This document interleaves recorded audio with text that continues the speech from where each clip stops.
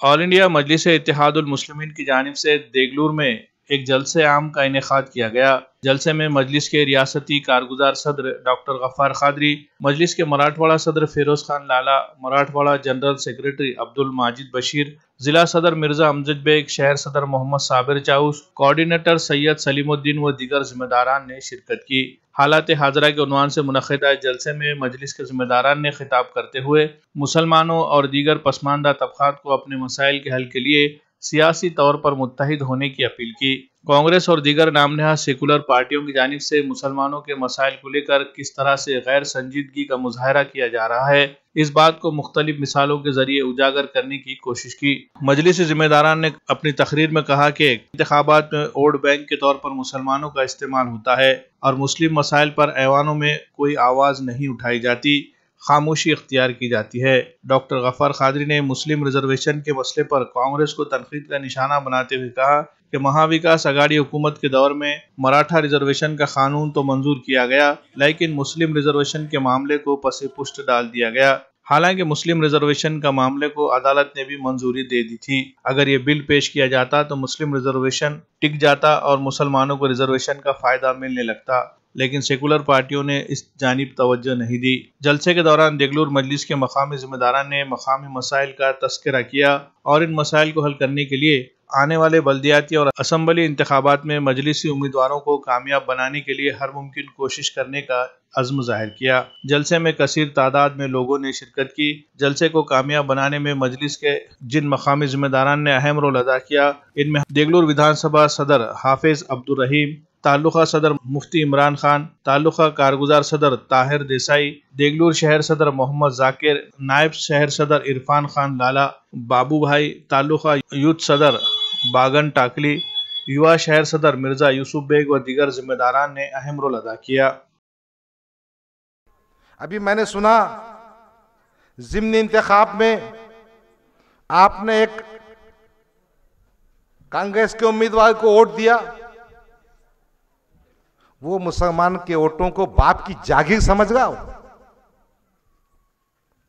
उसके खुट्टे से बने हुए समझ रहा। मैंने सुना परसों को मीटिंग किया था अमन कमेटी की,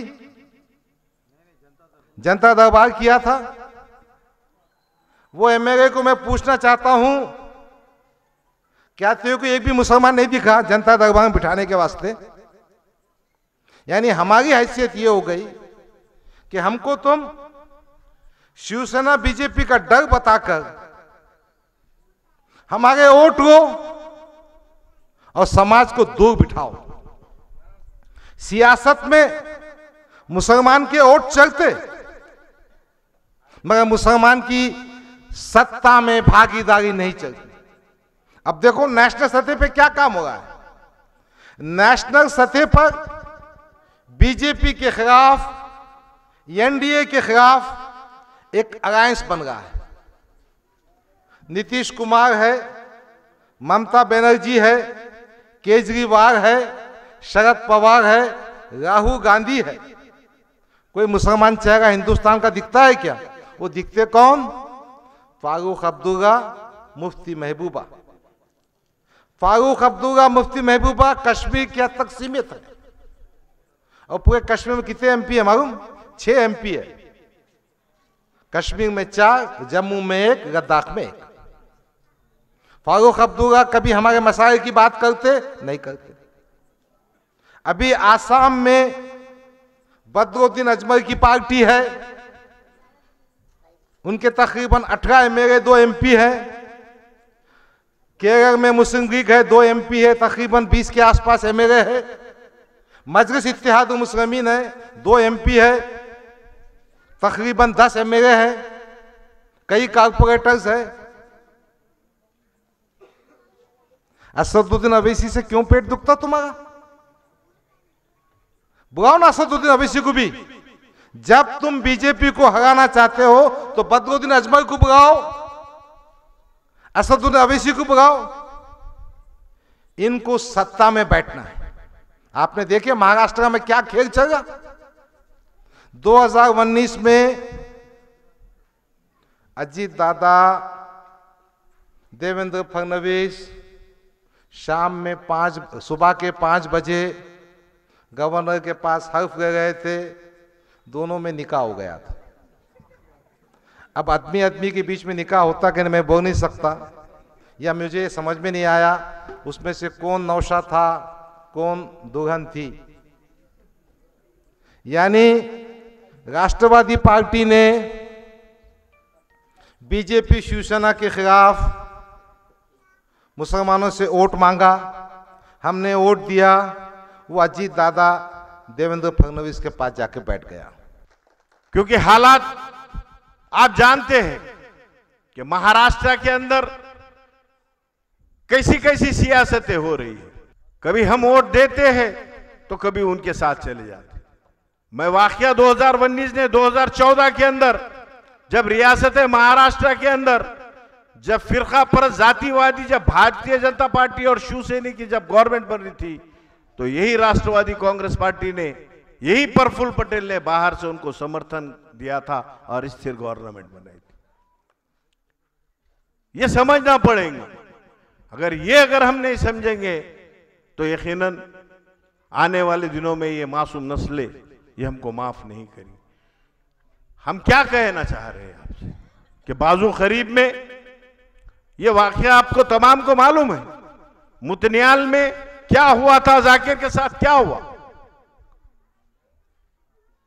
हनेगांव आज हमको इल्जामात लगाते हैं कि मजलिस इत्तेहादुल मुस्लिमीन अगर यहां पर आई तो ऐसा हो जाएगा वैसा हो जाएगा, बी टीम ए टीम।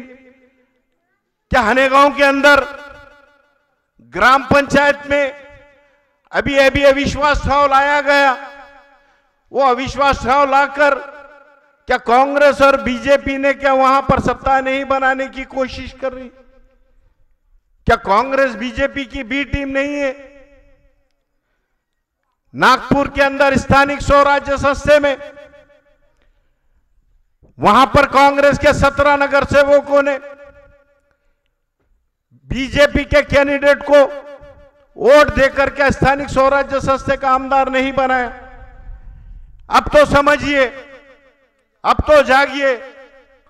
ये जलसे रखना, आपको इस ऐसे मौसम में यहां पर जमा करना, मकसद ये है कि मुल्क अजीज के जो हालात हैं वो आप लोगों के सामने रखें और एक सियासी शऊर को आप लोगों में बेदार करें कि हमारे मुल्क के अजीज में जो हवाएं हमारे खिलाफ चढ़ रही है, यकीनन ये गर्म मुखालिफ हवाएं, ये हमको बिखराने के लिए, हमको तोड़ने के लिए, हमें इंतशार पैदा करने के लिए नहीं, बल्कि ये हवाएं चीख चीख कर ये कह रही है कि वक्त का, हालात का तकाजा ये है कि हमको एक मरकज़ सियासी पे जमा होना होगा।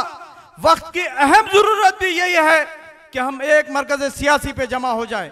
आज तक हमारे पास ये बहाना हुआ करता था कि अरे भाई अगर हम साथ दें तो कौन सी जमात का साथ दें।